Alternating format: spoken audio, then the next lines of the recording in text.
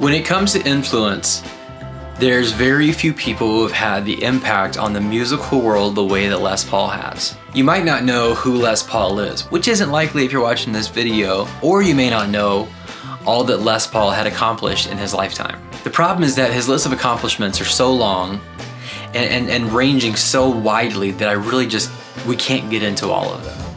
But there is one really important piece that I'd like to tell you that'll help set the stage for you to understand who it is that Les Paul is and just how great his impact was on the musical world. Les Paul is responsible for multi-track recording. What that means, for those of you who don't know, multi-track recording allowed for multiple inputs to be recorded simultaneously. So you look at a drum kit and you think there's 5, 6, 7 pieces that need to be recorded, or there are 5, 6, 7 pieces that are separate from each other. Well, why don't we record each one so that we can get a really fine, wonderful, articulate sound from each and every individual drum, rather than one big overhead that records all of it simultaneously and kind of washes it out. That's what multi-track recording allows for. It allows for a full band to be recorded simultaneously. 5 microphones, 3 or 4 guitars, bass, keys, drums, everything simultaneously being recorded. Choirs, vocalists, whatever the thing might be, where there's more than one thing happening at a time, being able to put a microphone there and record it. That's multi-track recording. So it's likely that in your lifetime, your whole lifetime, if not the majority of it, your whole lifetime, you have experienced multi-track recording, which is Les Paul's work. You have experienced Les Paul's work firsthand every single day, possibly without even knowing it. So name someone who's had a bigger impact on the world than Les Paul. It's insane. And that's why we can't get into the entire list of accolades, because the list just goes on. And to think about how big that is in and of itself just means that there's really no time to unpack all of it. Well, I want to introduce you to someone else that you may not know. It's Mr. Tom Doyle.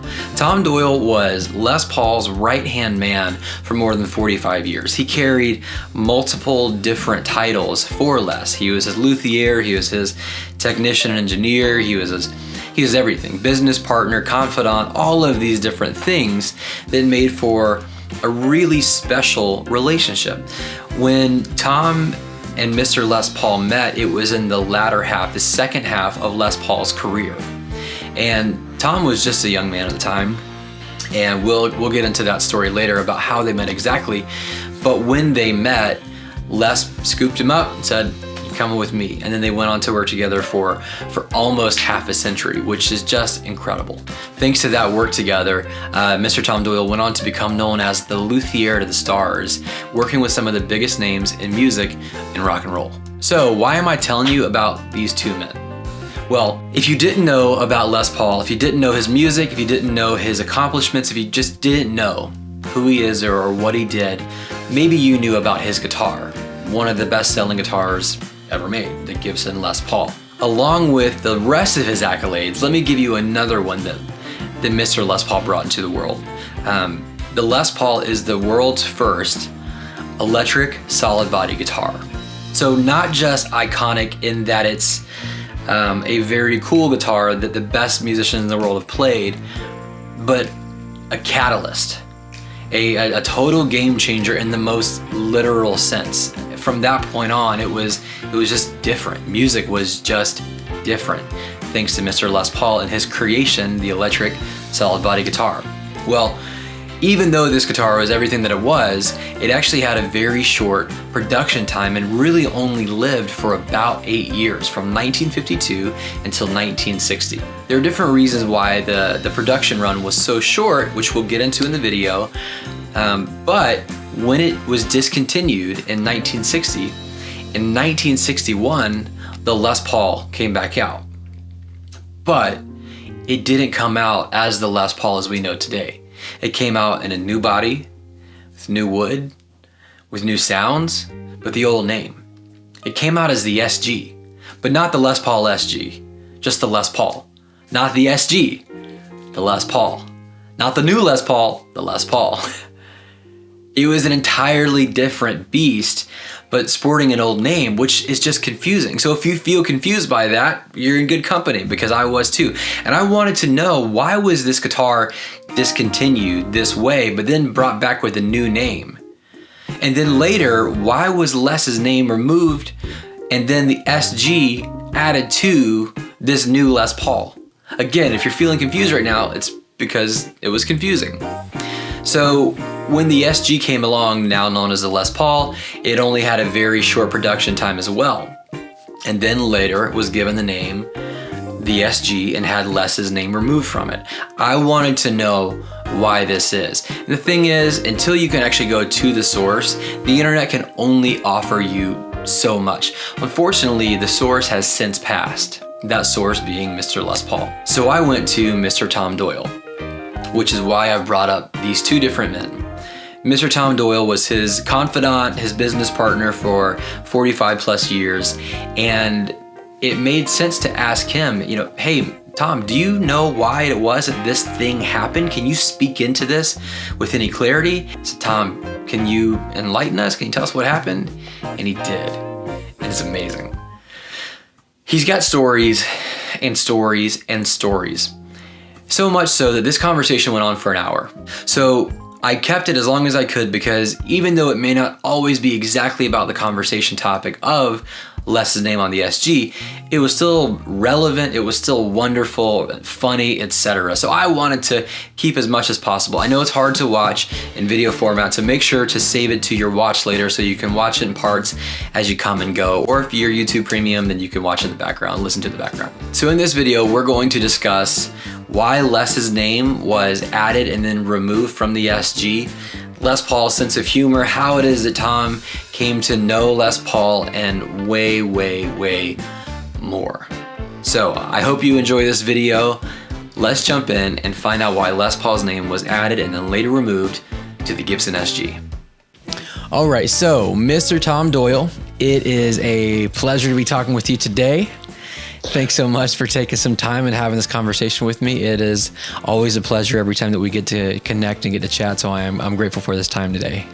And so am I. That's very nice, Cam. Thank you. Yeah, absolutely.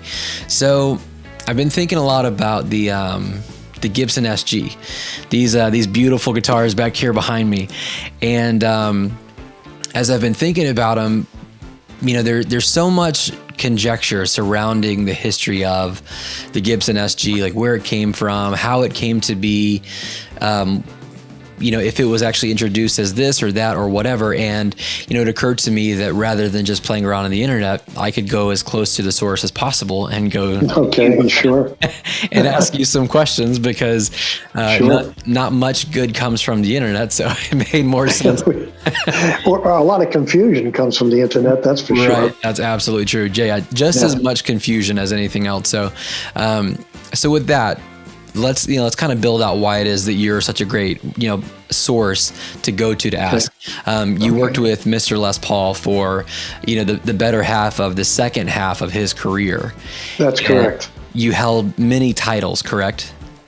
Absolutely. I was, engineer, guitar tech. I actually was, his performance engineer, besides doing all his shows on on Broadway, which was about 27 years there. Wow. And so, I was his compatriot, co-inventor. I did so many things with him. Wow. It was, plus as I was his chauffeur as well, too. So, absolutely. But it was a complete honor for me to be what I was with Les. So that's what it was. Sure. So that's no small thing. And I am curious, and I mean this with the utmost respect to both you and to him. Did you also consider yourself a friend to him? Absolutely. I think that when Les and I first met, which was many years before I actually, when I first met him, I can't get into the details right now, but it was at his front door. And so that meeting was not really a meeting as for me, because I didn't even recognize that was Les Paul that I was talking to. Yeah. So but later on, 5 years later, that's when I really got to know him, because he came to see me play and perform with my sister at the time. And that became a big deal, Yeah. being invited up to his house. Right. And when you're invited to the master's house, Right. you know that that's a special day. And so that's Totally. how it began. That's how it began. Absolutely. And just to go back for a second, when he came and saw you play, you didn't know he was going to be there. No, I had no idea at all, Cam. Incidentally, my mother and father didn't know because Les Paul actually called my mother and father and said, "I heard your kids are great. I want to come and see them tonight. Yeah. And don't tell them that I'm coming." And this was Les's demeanor. He never wanted anybody to know who he was. Sure. He was always incognito, so to speak. Yeah. You would never know it was Les Paul. Anyway, so when he went to see us at this place that we were playing at, which was called the Silver Fountain at the time, and we got finished with a song. We had done actually a song that was a multiple. We had a 350 Ampex with us, which we did 6 parts on that and added 2 more parts live with it. And we got done with the song Bye Bye Blues. And this gentleman came up walking towards us with his hands out saying, "Hi, I'm Les Paul. I want to tell you, you kids are great. You're Les Paul." Oh, God, it's the same guy I met years before. Anyway. Yeah. And that was the beginning. So that was how it all started. That's incredible. I love that he talked to your parents first. That's amazing. So there came a point, for whatever reason, good or bad, where Les's career was maybe not as prolific as it once was. Correct. Which happens in everyone's careers. It's just, it's a part of the process. And in that time, Les's name was removed from the Gibson Les Paul. That's correct. Right. And this was a thing. This was kind of a big deal, for the Les Paul being the very first electric solid body guitar. That's right. It's a big deal to then remove the name from it. Right. Well, there's a number of reasons for that. If you want me to get into that, I will. Yes, almost. Yes. Okay. I do. We're going to really pull this thing apart, really take our time with it. Okay. Very good. When Les's name was removed from the Les Paul, it wasn't just that his name was removed, but it was that his guitar was actually discontinued. Is that correct? That is correct. Yes, it is. So sorry, go ahead. The sales were going down, and down. Right. And so that became kind of a moving part of Gibson. What can we do to boost sales up? Right. And so, Fender was on its way with the Telecaster and so on. And so they knew they had to do something to compete with that. So they came up with this SG, which is solid body guitar, if you want to call it the real name. And so essentially, his name was on that guitar when he first came out with it. Right. So Les's name and guitar, the first electric solid body, goes away, and a new guitar is introduced in its place. That's correct. But it's not introduced as the Gibson SG. It's just introduced as the Gibson Les Paul. That is correct. And in some senses, it's not just apples to apples. It's apples to oranges, Fords to Chevys. It's a big jump to go from a Les Paul to an SG. That is correct. And of course, just the dimensions and weight of it. Right. And having no maple on the guitar at all, just mahogany. Right. Yeah. It was a different sounding guitar altogether. Totally. Right. But what they went for was, because the Les Paul, the first Les Paul, 52 Les Paul, was very heavy. Right. We're talking 8-9 pounds, depending. Yeah. Right. And so being that heavy, they felt that was a detriment to sales possibly also. Sure. Right. So now they wanted to compete with a lighter guitar, and it's half the thickness of a Les Paul, and no maple top, which takes away some more weight. Right. And but it seems like it has a longer neck. It really doesn't. It just means that it starts in a different place on the guitar than the 16th fret on the Gibson Gold Top. Right. That's what they started with. So now you have this guitar that was basically designed by the design team with Ted McCarty and his engineers. Right. And Les was a little disconcerted with that, of course. Sure. you know. Well, So is he helped develop the actual Les Paul, right? It was his love child. That was his baby. And Right. he spent his whole life trying to convert people, or convince people, I should say, that idea was really the right way to go for sustain, cleanly, the very clean sound if you were going to play clean, and also a loud sound without feeding back. Yeah. So now the SG could do that, but it was a little different baby altogether, and not really his baby. That was the real trick. Right. Well, again, I mean, for him to have put so much, I mean, years into designing the Les Paul, and then to have McCarty's team, that's right, design something away from him entirely. That's right. He's being handed something that's foreign. It's foreign. It is. And not bad. Just like, what? I didn't make this. Right. The other one is mine. The other one is the Les Paul. So to have this entirely foreign thing with your name on it, that's right. It's almost like identity theft. Like, yeah. Well, I think he felt the same way. Sure. I mean, I think he felt very, how can I say, hurt, is the right word, that this was done really without his real knowledge, in a sense of, wow, we're going to change this completely and just remove the other Les Paul out of the line of guitars that we're building. So I think that was a hurtful thing for him. Totally. Was he, at the time, was he in retirement yet, or was this pre-retirement? Let's put it to you this way. Actually, they worked, this is less than merry, they worked right up to about 63, 64. They were divorced around that time, but they were still working and still recording and still making records. They had switched to a couple of different companies, even Columbia, actually, and there was another company in between it. But anyway, that company. And so they were kind of trying to be something of more of the day. Yeah. But you really can't be more of the day if you're not part of the day. You know what I mean? You're not, that's not your bag. Yeah. And Les would be the first one to admit that. He would say, geez, they knocked us all out. Right. That's Bing Crosby, Frank Sinatra, everybody knocked us out. Yeah. So that was part of he said, Tom, it's like having your whole kingdom taken away from you. Yeah. And he said, it's very difficult. Psychologically, this is a tough thing to deal with. Yeah, that's kind of where I was going with that question. Was you figure he's coming to at least a lull, and maybe at the time he didn't know this, but he's coming to a lull in his career. His relationship is transitioning. He's losing his marriage. That's right. He's now his guitar, his baby, the thing that was his most significant, or the thing that I think he told me it was the thing he was most proud of professionally. That's correct. That's right. All of these things are going away. Within a few years of each other. Yes. And he just has to, cope with it and accept it.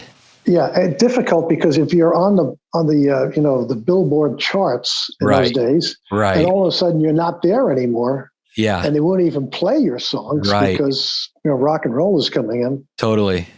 It's I think there was a conversation that Les had with one of his promoters for his records, and it was a very heated argument about it and how he felt that they weren't doing enough to keep them on the charts. Yeah. But the world had turned a different corner now. It's not where it was. Right. And so he felt, terrible about that. But of course, like anybody would. And you said at the beginning that they had a good run. There's no question about that. Totally. Right. And made millions of dollars too, by the way. But even at a time when millions was insane. Really, so that's right. You're making $20,000 a week, or sometimes $20,000 a performance, and now that all goes away. It's very difficult. And so he was kind of retired by 66. He called it quits, so to speak. He threw in the towel, as his words. Yeah. He said, just that's it. Yeah. And that's when I came into the picture, actually, is 1965, end of 65 and 66. Right. So that was when he saw what I was doing when I was playing out and how I was using amplifiers, and I was using, all kinds of different ideas with tweeters and woofers and horns and all that stuff. Yeah. He began to realize, well, at least there's somebody who likes what I did, meaning me. And And so I was the perfect person for him to kind of lean into and kind of say, what's going on out there, Tom? Tell me what you think. And that's how that began. That's fantastic. What prompted all of this was my confusion around Les's name on what I know as the SG. Now, in my lifetime, it's always been the SG, but it, like going back, it wasn't just the SG, it was the Les Paul. That's correct. My confusion came from, A, that, but B, why his name was actually taken off, because again, no one really addresses that. And even when the SG becomes just the SG and no longer the Les Paul, the original Les Paul is not introduced for another 5 years. Correct. Right. So there's really a gap. A big gap. That's right. Things kind of shift. So I guess the first thing that I'm most curious of, just the piece that I really want to kind of hammer in on and understand is, why was Les's name taken off of the SG in the first place? Well, I think there's two reasons for it. First of all, he was going through a divorce. Okay. And the fact of the matter is that the confusion would be, if you're going through a divorce, what is the settlement going to be? Sure. And so the reasonable thing to do, I think Gibson even was part of this, was to say, take the name off, Les, because then she can't get assigned to the royalties that we're sending you now. Right. And so I think Gibson was a big part of that as well, not just Les. Sure. And so that was the main impetus, so to speak. Okay. The other reason later, if you want me to answer that now. Yeah, please. The other reason was that he didn't like the way the neck was actually put into the SG guitar. Okay. Because it was like a bow and arrow to him. He actually changed the tuning by moving the neck. It was that movable, Yeah. People maybe didn't realize that, but it was very movable. They would also be getting guitars with cracks starting from the neck joint going into the cutaways of the SG. Right. And that became a problem. Right. So they had to reinforce that joint. That didn't make Les like the guitar any better. Sure. But it still was part of the reason why he said, take my name off of this thing. It's not right. I just don't like it. Yeah. And the other reason is the points, the actual points on the guitar, really for a guy like Les at that time, it was very animated when he played up and down that fingerboard. Right. When you mean the points, you mean what the devil horns or whatever. The cutaways, double cutaway. Yes. Yeah. He felt that was pretty dangerous for a guy like him. And I'm sure that did happen to people where they hit their hands or their wrist. Anyway. Absolutely. So those are three things now. Yeah. And so he was really. He really didn't like the SG in the sense of that reason. It was not a secure guitar. It would not stay in tune as much as he would like if you were going to start really getting tough on that neck, because it would move back and forth. Sure. So those were the things that really got to him. And I think then Gibson, being the person actually advising him with his manager that you should take the name off, because of the royalty aspect, and they never did get back to putting it back on until much later, many years later. But anyway, so it's a little bit more in focus now, right? Right. Yeah, absolutely. Yeah. It's easy to look back now and kind of divide the camps, right? It's easy to say, right. Yeah. He did like it or whatever. Yeah. Of course, in real time, nothing is ever quite so clean, but that's correct. It's easy to have that 2020, of course. Right. But those are kind of interestingly, you gave three, but it sounds like there are two main camps even within that. One is preference. That's correct. And the second was the business aspect. That's correct. Unfortunately, we're talking about the business side of a relationship, which is difficult. That's hard to say. That's right. But it was still, they were a couple who did business together, and they continued on as professionals afterwards. So of course, business was a big part of that. Absolutely. So that was always the interesting part was, the one side would say, oh, he hated the SG, which based on our conversations, he never hated the SG. It wasn't his Les Paul. That's correct. It wasn't his design. Yeah. And what are you going to do with that design? I mean, what could he do with it? That was it. Yeah. So what could you improve? Well, you could put a maple top on it, but then, Yeah, I mean, but that still wouldn't be his guitar, is the totally. point. And so, yeah. Yeah, they're And so, much different guitars. So yeah, different. yeah, very different. And I don't know whether you know this or not, but he always used to move the pickups on those guitars. He moved the neck pickup right up close to the end of the neck. Oh, interesting. Okay. And so that's where he wanted the harmonic structure of that pickup to pick up the string right there. I didn't know that. Yeah, and then he moves the rear pickup go closer to the bridge, as a matter of fact. So if he had a 3 pickup custom, he would take that middle pickup the heck out of there right away. He wouldn't even use it. And same thing for Mary. He'd take that out of Mary's guitar too. Yeah. So I don't think people realize that. Now, when that was done, you didn't have a place to put the name either, if you follow what I mean. You have to put it on the headpiece, okay, or on the truss rod plate, okay, which was done also. Right. So those little things are what's important. Now, when you move the pickup where Gibson designed it, it leaves a space that I had mentioned a while back to you, and then they started putting that little plaque right here, right in that spot. If you can see this, I don't know if you can see that. Exactly. Okay. Yep. Okay. And that's to cover up that neck joint that you would see that neck joint there, and that's what will cover it up. Yeah. So anyway, I'm curious as a part of that, those movements are not subtle movements.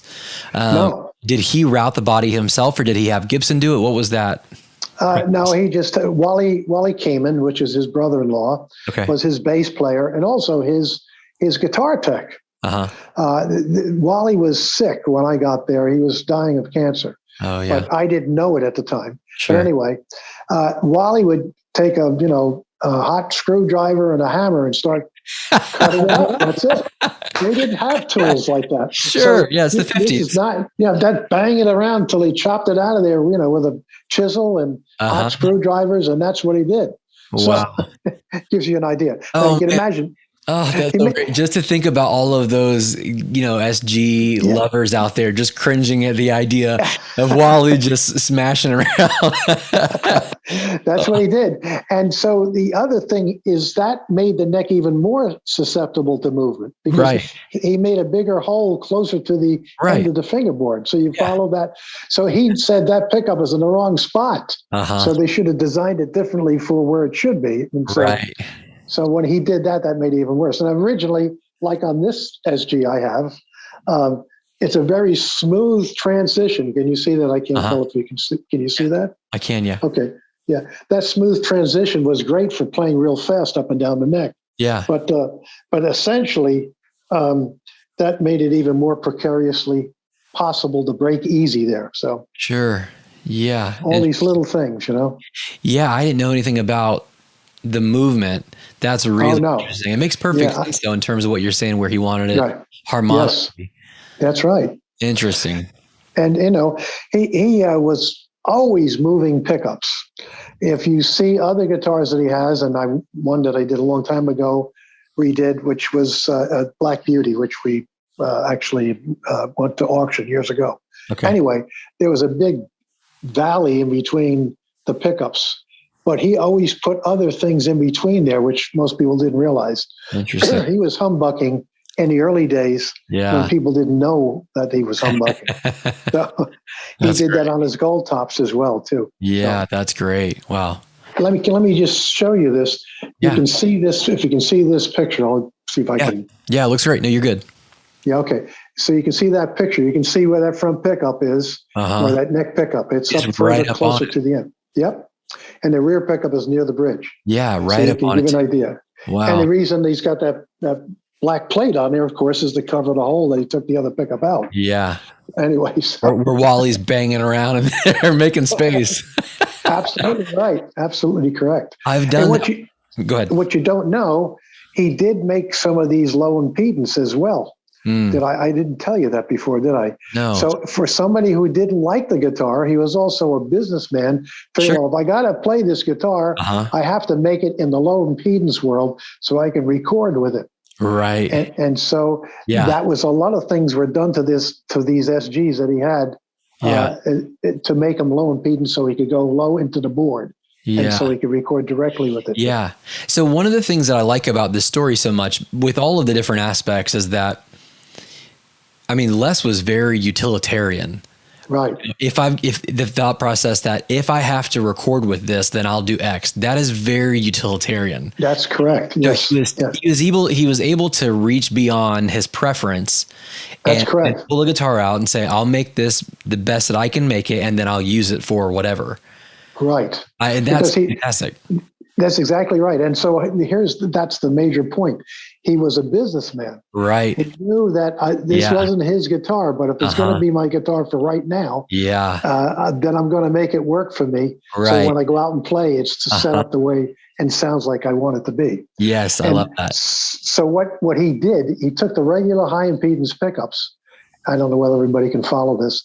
And he took a transformer. And instead of making what we call a step-up transformer to step something up or step something down, meaning to make the impedance correct to go into a board, he reversed it. He took a transformer and reversed it so that now it went into the transformer high impedance and came out low, to go into his board.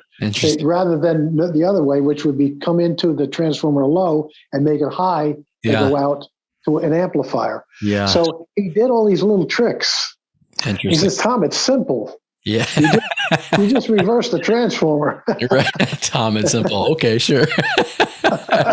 That's his words. I can't. I mean, I had a great time with this great man. I was honored all that time to work with him. So yeah, that's fantastic.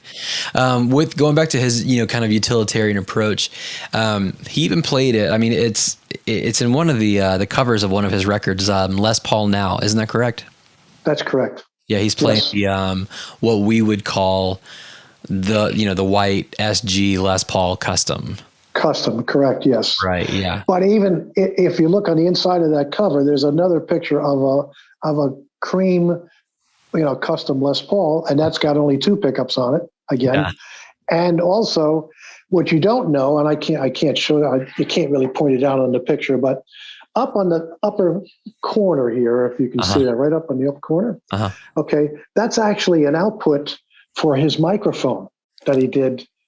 Oh, also. Wow. So Mary had one with a microphone coming out, and he had one with a microphone coming out. So it's quite a very thin guitar. He had to use a special jack to do that. Yes.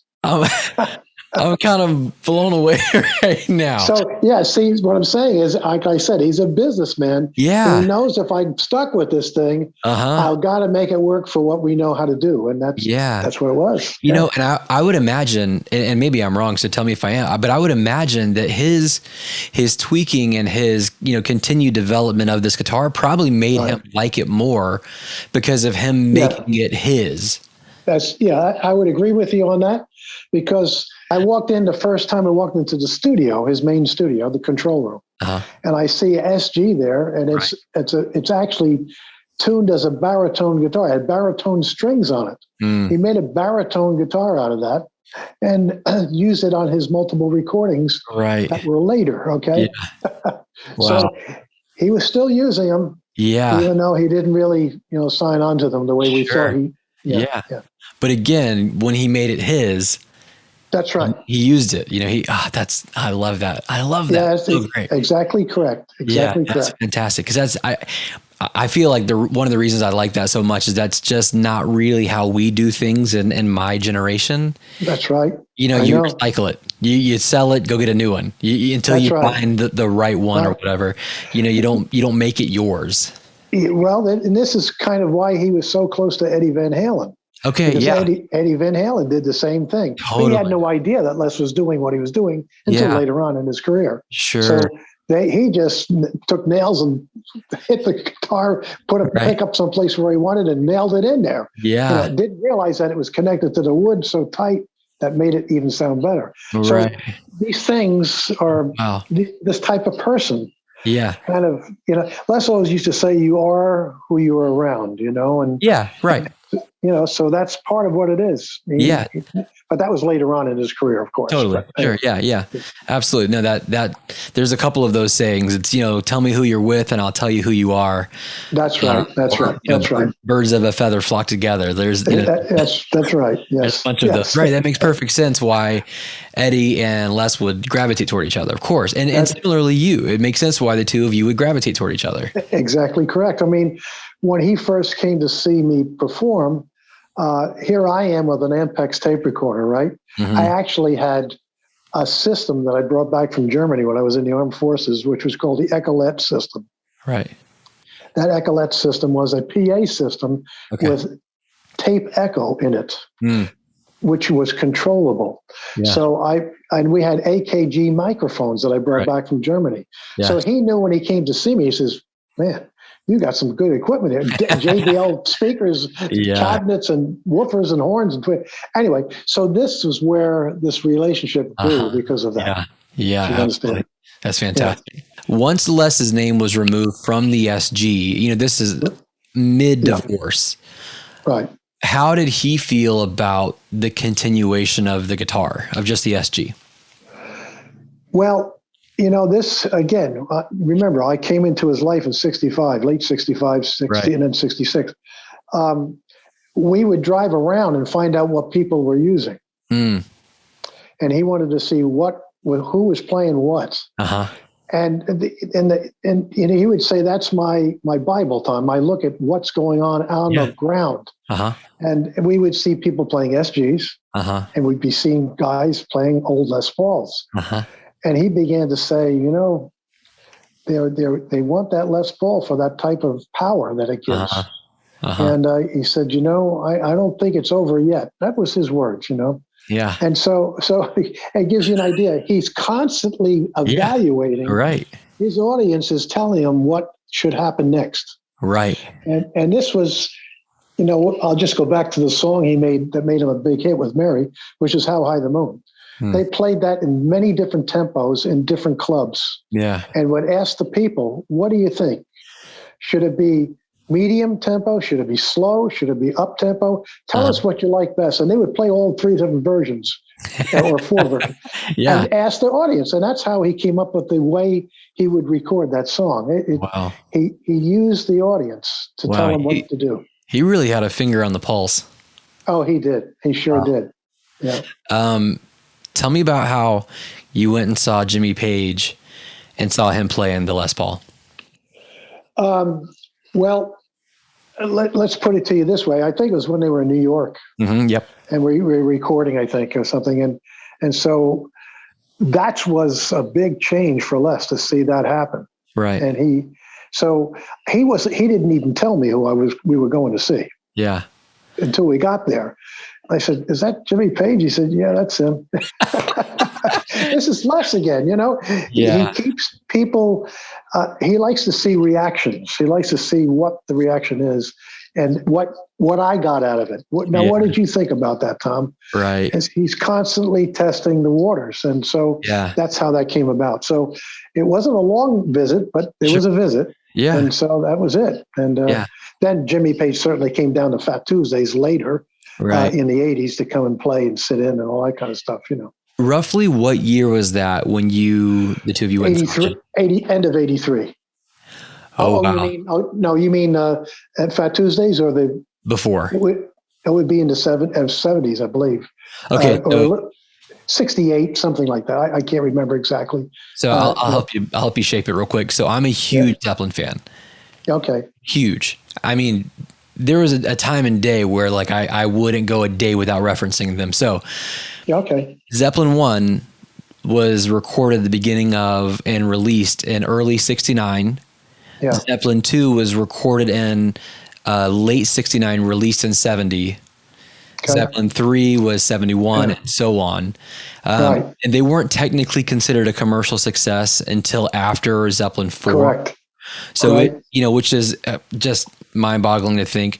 But after 4, the masses kind of went, oh, wait, we missed it. Yep, exactly. Let's go back. Yeah. Turns out they've been genius this whole time. Right, exactly. I think it was 68 or right around there that we We Okay. went to see him. Yeah. So he was, I mean, he's still certainly a figure because of course he was with the Yardbirds and he played with Clapton and he played with Jeff Beck. Right. Exactly right. So many prominent guitarists and musicians, studio musician, touring musician, etc., that he certainly had a name for himself. Yes. Before Zeppelin existed. Yes. Yeah. So exactly. that makes sense that you would have gone into even pre-Zeppelin and met with Jimmy and Nolan, you know, because they didn't go to the US as Zeppelin until after Zeppelin 2. Yeah. So these things you have to remember, this is even from my memory. Yeah. As I told you, he didn't tell me who we were going to see. Right. And you got there, you know, and then you're saying, is that who we think? And, you know, it was that kind of a thing. Yeah. So you're putting the dates probably around that 68, 69, around that time. Yeah. Yeah. That makes sense. It's funny that he did that to you. He must have done that a bunch of times, right? Because he did it first with your parents. It started. That's exactly right. I think he did that with everybody. Yeah. You know, I mean, he did that with Mary. Right. Mary Ford, as you know, I guess you know the story, but she didn't know where he was when she went to his house, and she didn't even know she was talking to him on the front lawn, nor did he tell her. Right. They go around the side of the garage and crawl in the window. They're inside. That's my studio. He had no door. Right. So that's incredible. So it gives you that's the way Les was. He just had a good sense of humor, huh?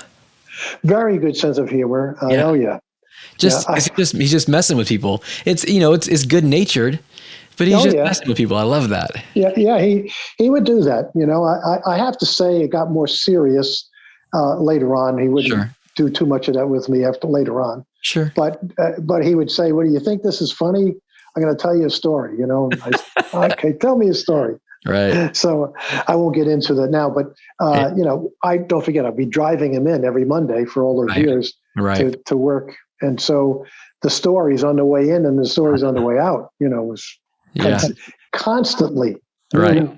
You know, of course. Yeah. So I'm all ears because I want to know this history. Right. Yeah, of course. You know. Of course. Yeah, that's wonderful. All right. So one last question. Is there anything about the SG that we should know that we don't? Well, that's a good question. Basically, I think I told you about the things that you didn't know, how he turned it into low impedance for less. Yeah, that was a good one. Yeah. As far as anything else, let's put it to you this way. An SG that he would use would have an extended headpiece for him most of the time. What that means is that there's more room past the nut because he's a pull-off guy, okay? Because he had that on his later guitars as well. And this was a later guitar. The SG was a later guitar. Right. And so he'd say, I like it, but I get caught up there. I hit the top of the back of the headpiece or the end of the headpiece. Right. And so can you make some with extended headpieces? So the customs were mostly built that way for him. Yeah. And you would see this little difference in the distance between the nut and the beginning of the bottom of the headpiece, giving more room for him to do pull-offs. Right. So that was something that he did. And he wasn't just doing a typical pull-off. I mean, he was kind of gesturing, right? Oh yeah, very animated, very animated player. Yeah. I mean, I think if you ever saw that little video of him and Mary playing back and forth, and she's copying what he does, and he grabs that guitar. I think he broke his pinky when he did that because it's so, you know. Yeah. And then he broke a string and he had to finish the rest of the gig. But anyway. But Les was very animated when he played. Fantastic. He loved to be animated because he said, "I want them to follow my fingers, my hands." That's the reason for a black guitar and a white tuxedo and a white guitar with a black tuxedo. Wow. That's the reason why. And they made some custom SGs that were black too, as you know. Yeah. I don't know whether you know. Yeah, no, I did. Yeah, I didn't, but I didn't know that was why. That's incredible. Yeah, that's why. Well, that's why he did it, because he said, when you have an ebony fretboard, they can see your fingers fly when you're on stage and they put the lights on. He said, but at the same time, if you have a black guitar with a black suit, lots of times that doesn't look as good. Sure. So if you have a light colored suit and her in a white dress, man, it looks beautiful when you got these two guitars up there in black. That's fantastic. So he's always looking at how it looks Yeah, to the audience. He totally. says the audience is everything, Tom. Yeah, Everything. that's fantastic. Yeah, I've seen some of his live stuff, and it's just such a joy to watch him. Oh yeah. You really see how much he enjoys it, so you can't help but to enjoy it yourself. Oh, of course. And of course, he said, Tom, I'm a technical guitar player. I said, I can play blues and so on and all that stuff too, and jazz, but I'm really a technical player. I like to be flying all over that fingerboard from one end to the other. I want people to see my fingers move. Yeah. He says that is exciting to the audience. So. Yeah, that's cool. Well, before we go, tell me about that guitar you got hidden away back there into your side. Back here. Okay. Well, this I believe is one of Les's guitars, and what's happening here is that this fingerboard is not very wide for him up here at this section. So what he asked Gibson to do is add a piece of ebony all the way down to make it wider. It's a separate piece of ebony, not a piece of binding, but a piece of ebony. So he's got it like 1/8 of an inch on either side added to give him that kind of width that he likes. Yeah. So when he's doing those pull-offs, he's fine. Right. Anyway, so that's something that's interesting about this guitar. Also, this guitar is actually, I had one in my shop, which was another one I redid for him also, which I don't have a picture of that right now. But anyway, this one also was modified in the back. You can see back here for electronics. There's a piece taken out of here. Yeah. That was for the transformer that went in there to make it low impedance. Wow. So anyway, that's the two things I can tell you on this one. And of course, it's got that very fast section past right here, which is very nice, a nice feel, which they later did to guitars today. But that's great. But anyway, what that kind of. Go ahead, I'm sorry. No, it's okay. What year is that? I believe this is actually a 65. Wow. Can you pull it up and show me the body? Sure. Wow. And if you look at the serial number, you probably can't see it, but from what I saw on the serial number, it was a 65. Yeah, I can't see it. You can't see it. Yeah, it's tough. If you flip it back over and show that the way that the bridge is routed, it looks like there was a little bit of work done down there. What he did, he took off the tailpiece they had, which is a sideways tailpiece. And then decided he would just make just a regular stop tailpiece down here. Nice. So you can right there, stop tailpiece there. I'm sorry, I got it. No, I can see it. Yeah. Okay, good. And so that basically gave a longer string length also, which you liked, you could use bigger strings and they feel lighter. You follow with that. So that was part of it also. So these little modifications, you see, he was even doing that to the SG as it was. Yeah. And so it was originally white. And when he had the pieces put on the side of the fingerboard, he told him to take the white off and just put a clear on it. And oh, wow. So it wasn't really a clear guitar. You can see the white inside. It was originally cream white, Yep. So inside where the bridge pickup was. Yes, right. It looks like it. Yeah, that's chopped out even more. Yes, that's what I was talking about. Yeah, you can see there's been some work done on that one. Yes. What benefit is there having that depth there? I think that he had very low action at the time with the big strings, and he had to get that pickup down lower. That's what I think happened on this guitar. I don't know that for a fact. Sure. But let's put it to you this way: it most likely seems like that would be the reason for him doing that. Yeah. And so anyway, but the other reason could have been is that he was winding two separate bobbins and putting them in there, and they needed a little bit more depth. Interesting. Les was. I have a hole in the back of my office. I have a half of maybe 6-8 feet long of all the different pickups that he was making and designing for a number of years. Yeah. And that's really quite interesting. Yeah. And he was making high impedance pickups as well. But that gives you an idea of all different designs that he was using. And he made pickups that would fit into a guitar like this, like I told you, that baritone guitar. I had the baritone pickups that he made for it. And he used fiberglass wrapped around his coils and then formed a cover for it and then painted in black. There was not really a black cover. He made the cover out of fiberglass. I mean, Les was always doing something. And he would put them in his oven and heat them up so they cure more quickly. Wow. That's super cool. Thanks for showing us that one. That was fantastic. Good. I'm glad you liked it. Especially having removed the white or the cream and made it, you cleared. Man, I love that.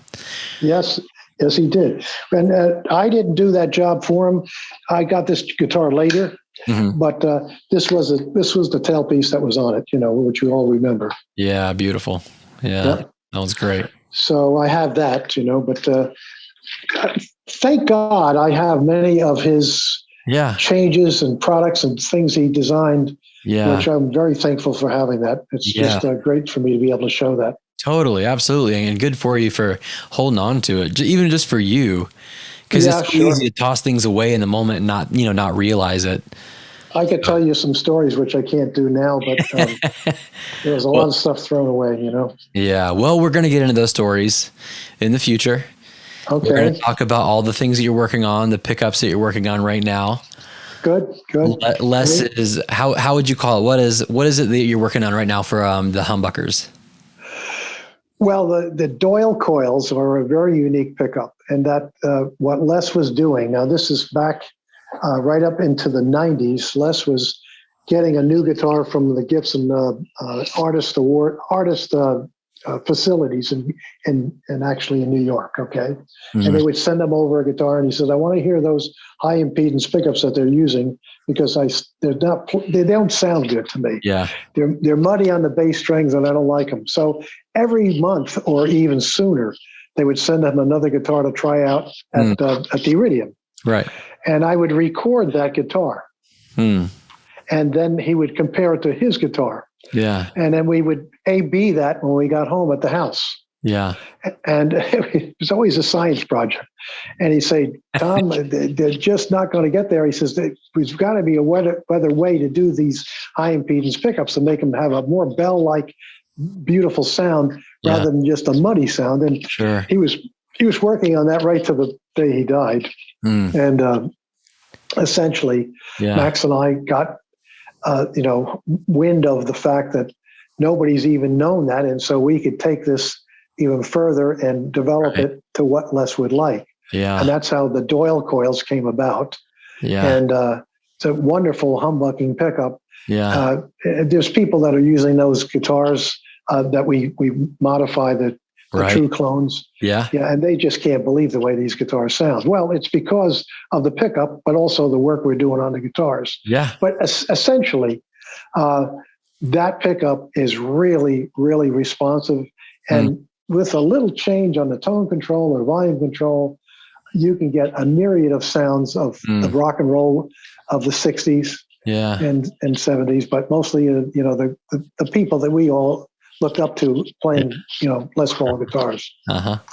And so that's where it comes about. So anyway. Fantastic. Yeah.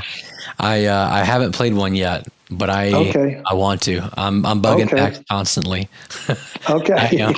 So I'll get one of it. You got to talk to Max about that, but they're expensive guitars because there's so much work goes into them. Totally. But anyway, yeah. You get what you pay for it. I know that that's true. I know they're fantastic, so I don't even question it. But I am excited, even just to hear the pickups. I'm ready to. So now that you and I are even closer to each other, there's a real possibility for that happening in the near future. Good. So, good. We are definitely going to get into more of that because I want to hear kind of the process, what you're working on, and, just really kind of explore that. And then just the length of your career, both with, and without left and what that looks like. So, in our next conversation, we'll dig into that a little bit more. But for now, thanks so much for answering all these questions about the SG and the second Les Paul or, whatever it is that Gibson wants to call it. So. Yeah. I hope that I, gave you some information that was not known before. Yeah. And that it's usable for people to understand more precisely what really went on. Totally. Yeah. No, that's fantastic. Yeah, this has been excellent. So thanks so much for your time, Tom. We'll talk soon. Thank you very much, Kim. Same to you. All right. Have a good day. All right, bye-bye now. There you have it. There it is. Les's name was removed from the SG for 2 reasons. He didn't want to give his soon-to-be ex-wife Mary more than he felt like she should get, and because of his preference. He just wasn't that crazy about the SG. You see, the problem with the 2 camps on the internet saying it was preference and it was business is that they were both right and wrong by not acknowledging that it actually was a 2-part story. There was a lot in that. When you do business with your spouse, it's not just so clean cut, and there are some things that have to happen. Ted McCarty is actually having been quoted as the idea man behind removing Les's name from the SG for those purposes, so that Mary didn't get more than they felt like she should. Because unbelievably, one of the pieces in Les's contract was every single electric solid body guitar that Gibson sold, Les got a cut of. So it didn't matter if it was the Firebird, the Thunderbird, the Les Paul, the SG, anything. He got a cut of that. So, and of course, most of those didn't exist yet, but the point being, when those guitars sold, she got a cut. So if he divorces her and his name isn't on it, that means there's less money. That means that Ted McCarty was going to pay him later for it. That means that she doesn't get as much as she would have. That's a business move. You may not agree with it relationally, maritally, but it's a business move. And that was a savvy move on his to ensure that she didn't get more than he felt like she deserved. And the second one just being preference. He was a very animated player, as we talked about. And when you're an animated player like that, those horns, those cutaways can be detrimental to your hands. Throwing your hands around and hitting those things, that can hurt. I mean, there's a broken pinky, as Tom acknowledged, catching that guitar wrong and breaking his pinky on it. That's a big deal, that matters. But again, he played it. He understood the value of it financially. So him playing it meant that more guitars sold because his name was on it at one point and he was out sporting it. The thing is, the SG is the highest selling guitar that Gibson makes. So why wouldn't he want to have more of those sell? That just means it's more money for him. That's crazy that was all it really was just the preference. But again, again, he makes it his and he plays it more. He adopts it in because he makes it his and he just doesn't keep them stock. He makes the guitar work for his needs, it's cool. There's no other way to say it. It's cool. So with all that, I just want to say a huge thanks, Tom.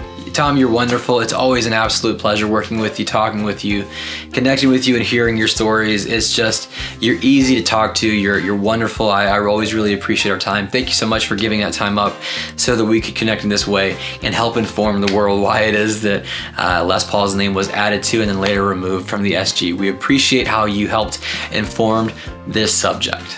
Also, please go see the work that Tom is doing right now. Before Les Paul passed away, Les was working on the perfect humbucker, the ultimate humbucker. He was truly never pleased with the humbucker, which is crazy to think because that's what we're playing now. He's got a guitar with his name on it, and he still wasn't 100% satisfied with the sound that came out of the humbucker.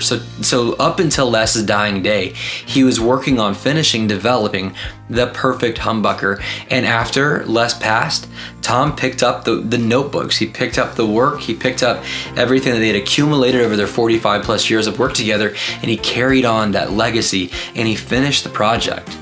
He finished the humbucker, making the perfect humbucker. And now with the Doyle Coils True Clones PAF humbuckers, thanks to Tom and the team and their work, you can have that sound that Les spent his entire life creating.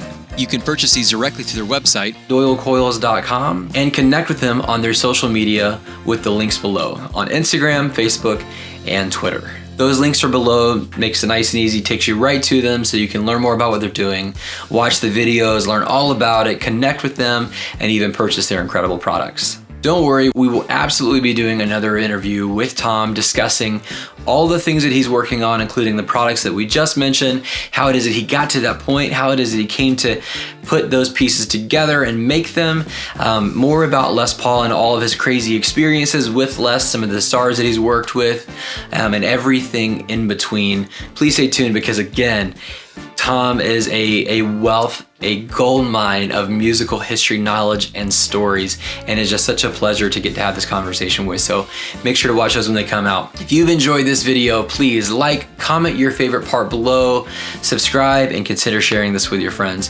Thanks so much. We'll see you next time.